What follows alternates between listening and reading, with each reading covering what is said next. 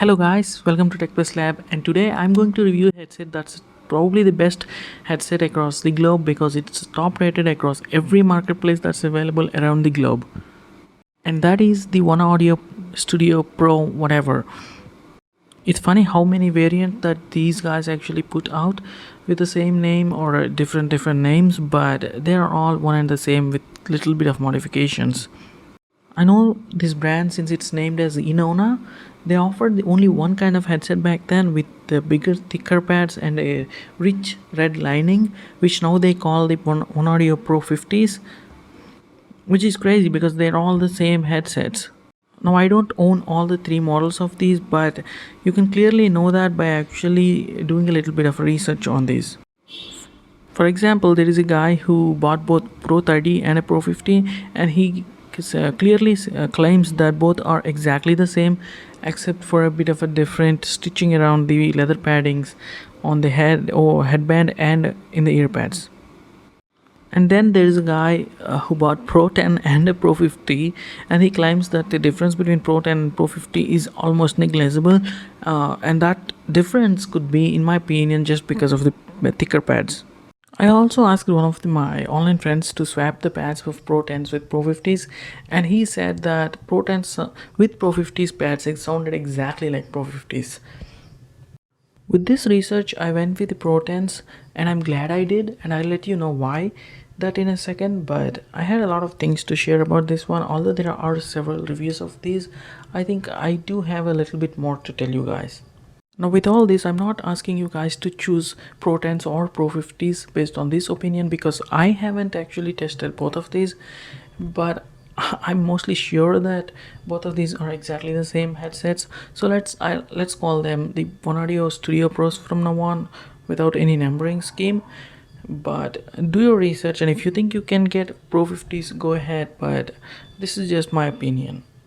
When they are branded as Inona, they're only available on AliExpress and other Chinese sites, but when they changed their name to OneAudio and then now to OneAudio, they expanded this to a lot of countries, and now these are being launched in several countries as a brand new headsets, although these are actually pretty old ones.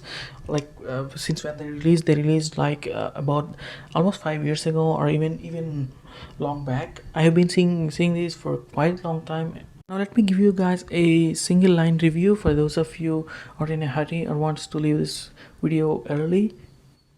The bass here is different. It's fast but not boomy. There is enough treble here to cover the details and maintain the resolution while covering other frequencies. I think that's the reason why these get a lot of praise, but that is also a reason why this may not be suitable for a lot of people. For the detailed review, let me start with the build quality and design. Build isn't really great. It's actually flimsy, hollow, and really delicate. But it's nice to see that it has a metal adjustment strap inside the headband, and that's not made of plastic.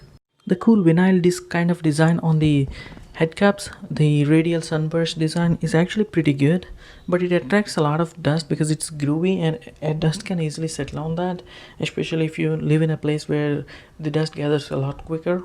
The same can be said about the chrome design. Although it's actually a lot more glossy and flashy design, it's also a bit cheap, and it does attract even smudges more than the radial design. If you do have a habit of cleaning your headset every now and then that shouldn't be a problem. Although the most important thing here to be mentioned is the articulation. Some people take this as a flaw, but in my opinion it's actually a great thing because it has its own advantage. The ease of rotation here makes it a great choice to pop it on your head, and it automatically adjusts to your head shape. Like, it does not just adjust to the side of your ears but up and down too, because the ear cups can swivel up and down inside of these cups, and they can swivel from left to right very easily. It's not like they have any friction in them, so once you pop them on your head, they're staying in their place all by themselves. But I still do agree that this is not really a pleasant experience when packing these headphones or taking them out of the box. One thing that I really hate about this headset is the fact that they have gone cheap with a 3.5mm headset. As you can see, it's not a metal jack, it's a cheap plastic assembly jack that's placed in here, and it's already loose on my headset. Although we're glad that we do have another 6.5 mm 6.3 mm attachment here, but that jack is not universal and you probably will not use it if you have a lot of good quality aux cables around you. Although it's great that they actually give you a nice quality cable with this one that has a hybrid cable, one side 6.3 mm and the other side is a 3.5 mm jack, but I still can't accept the fact that they cheaped out on a 3.5 mm jack on a detachable headset.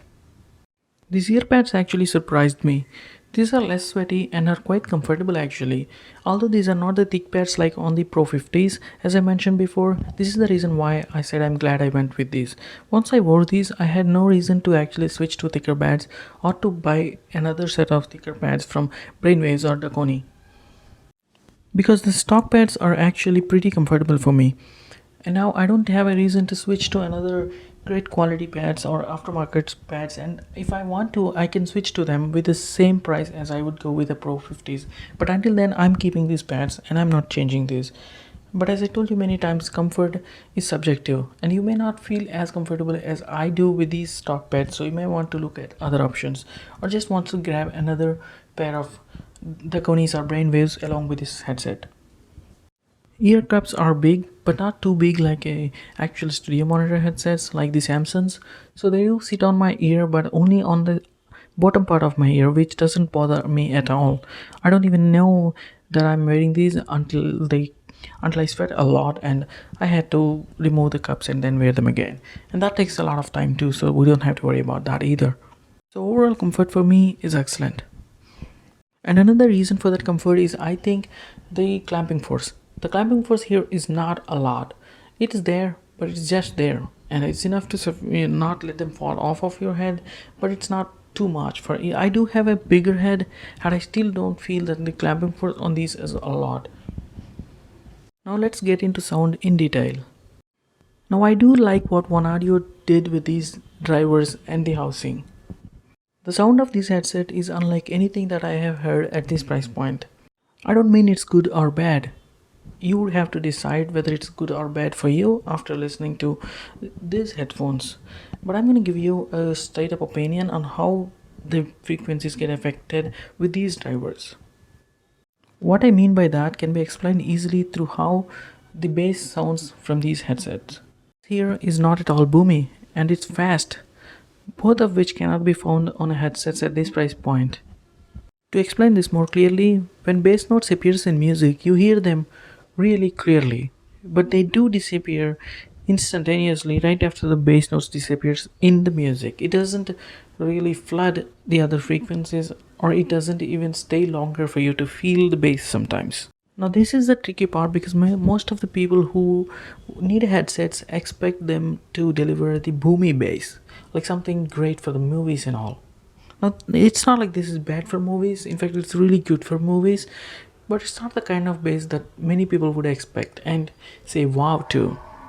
There is still some rumble in the bass when you use an amp or with some quality DAC, but that's not really good enough to say that these are good for bass heads. These are definitely not for bass heads at all. The same can be said about the sub bass. The sub bass is there, you can really feel that, but it's not really sustaining, so it doesn't really appear for a longer time to be noticeable. The mid-range here is good, but I wouldn't call this anything exceptional. The mid-range here takes a hit. It's not the best, but it's not really the worst or bad. It's in my opinion above average, and the sole reason for that is that the whole mid-range actually sounds a little bit boxier for me, and that's especially true when I'm listening to this with a straight up low volume outputs. Like when I'm listening to an older smartphone, something like that, the sound is not really that great in the mid-range. But that being said, it's not bad, it's actually good. The way that it has that boxier sound is probably because they call these DJ headsets, so they might have tuned it for that particular reason. And one great thing about this is that it sounds great for movies. But when it comes to music, the vocals, you can actually clearly identify that they're not really that clear like in an IEM that prioritizes the vocals or something like that. They're not that sweet and isolated from the others. And once again, the treble here is excellent. It's really detailed, clear and distinct. and there is a slight bit of a treble boost, but it's not fatiguing at all, and in fact it sounds great. And the whole resolution of the treble seems to be on par with some of the super high-end headsets at this point. Although the sound is quite dynamic, it's not really that great in soundstage. The soundstage here is pretty good. I wouldn't say it's bad, but it's not really as open as some of the closest headsets like the SR950s or something from Samsung. They are obviously dedicated studio monitors, so I wouldn't really compare these to those, but I just need to point that out because these don't sound like they're screaming in your ears, like not that close. The sound stage is present, but it's just around your head and not really expanded like on some of the other headset. That's what I mean to say.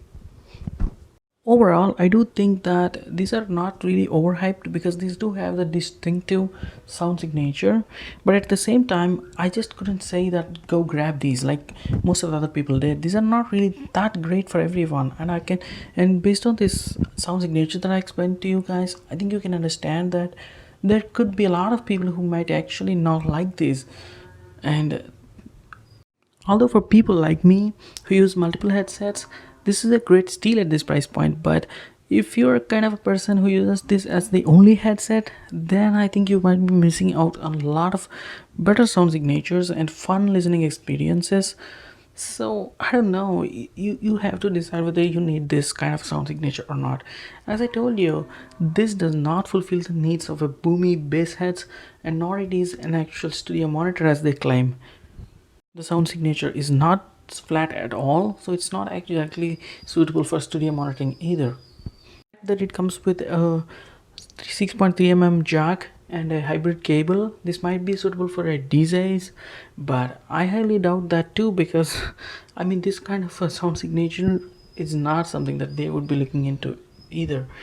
So this is my honest opinion, guys. I know it's messed up, but that's how I felt when I listened, and that's what I'm just telling to you guys. So it's now up to you to decide. I'm sorry, I know I kept you in a confusion, but that's just my opinion. If you do have some other headsets that sound not like this one, you're gonna be pleased with this one because it sounds quite different than many other headsets out there at this price point.